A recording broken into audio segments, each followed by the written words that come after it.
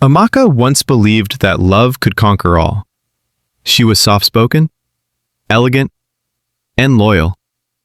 A woman molded by discipline, culture, and a strong upbringing. Her friends called her the graceful one, not just because of how she walked, but how she lived. When she met Edwin, he was just starting out, a struggling tech entrepreneur with more ideas than money, more ambition than stability. But Amaka believed in him. She saw past the broke man and into the king he could become. She loaned him money, cooked his meals, stayed up late helping him craft pitch decks and proofreading his proposals. She encouraged him when deals failed, and she prayed for him when no investor would listen. Eventually, success came like a tidal wave. And so did change.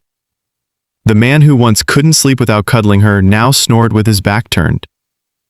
The Edwin who texted her, "I miss you," from across the room, now replied to her messages with K. He became distant, colder, suspiciously quiet. At first, Amaka chalked it up to stress. She gave him space. But space only gave him more room to drift away. She started noticing patterns. His phone always on silent, bathroom visits lasting longer, the late-night work calls with a voice lowered to a whisper. One time, she saw a name flash on his screen. Mary, heart, and her stomach twisted. But she said nothing. Amaka didn't like confrontation. She liked truth. And truth had a way of rising when you least expected. One warm Wednesday afternoon, Edwin came home earlier than usual. He said he had a migraine. She offered to make pepper soup. He waved her off and went upstairs to lie down.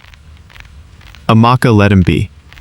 But as she walked past the staircase later, she heard faint laughter from the bedroom. Curious, she went up. His door was ajar. He lay on the bed, phone in hand, grinning at the screen. She paused quietly by the window behind him, heart pounding. And then she saw it. Her world froze. She didn't scream. She didn't cry. She simply backed away and went downstairs. That night, she slept beside him with her back turned. Only now, she wasn't confused. She was calculating. For days, Amaka acted like nothing happened. She laughed when she had to, kissed him goodbye when he left for business trips. But behind her calm eyes was a storm. She created a backup of Edwin's phone using a cloud mirroring app. She installed silently. Every message he sent to Mary, every call, every voice note, she had it. The sweet nicknames, the "baby, I can't wait to see you again," the private photos, even the shameful complaints he made about Amaka behind her back. The worst was one message to Mary that read, She's too traditional. She doesn't understand modern love. You're the kind of woman I deserve." Amaka chuckled quietly when she read it. She didn't just want revenge, she wanted surgical precision. She found out Mary worked at a makeup studio on the mainland and ran a beauty page on Instagram.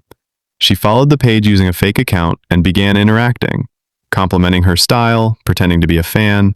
After weeks of friendly interaction, she posed as the creative director for a luxury fashion brand and told Mary she had been selected for a 500,000 naira influencer photo shoot.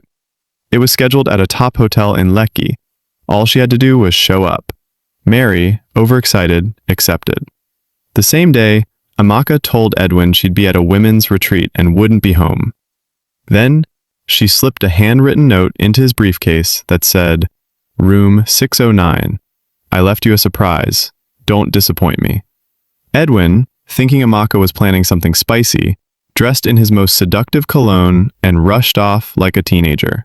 He opened the hotel room with a smile, only to find Mary standing there, already confused. "Wait, you called me here?" she asked. "I thought you called me here," Edwin replied. And then the door swung open.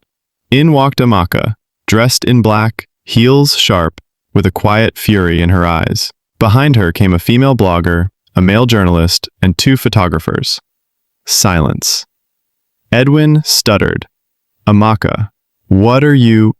She held up her phone and began reading aloud. Mary, I love you too. You're the woman I deserve. Mary's face turned pale. Edwin's knees buckled. Amaka calmly turned to the cameras and said, document it. Let everyone see what love looks like when it's fake. And she walked out. No screaming, no begging, just power. By nightfall, the story was everywhere. Social media exploded. Tech billionaire caught red-handed in hotel cheating scandal. Wife orchestrates revenge trap. Edwin lost his biggest investor the next morning. Then 2 board members resigned. Clients pulled out, saying they couldn't work with a man who disrespected his wife publicly. Mary deleted her accounts and disappeared.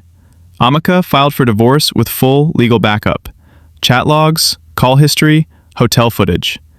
The judge barely needed to deliberate. She walked away with the house, the 2 cars, 70% of their joint tech firm, full custody of their daughter. Edwin was left with an empty apartment, a broken name, and no friends willing to be seen with him. Months passed. One night, Edwin sat in his dim flat, scrolling through old pictures. A video popped up. Amaka laughing at his birthday dinner years ago. Her eyes, once full of love, were now gone from his world. He checked WhatsApp.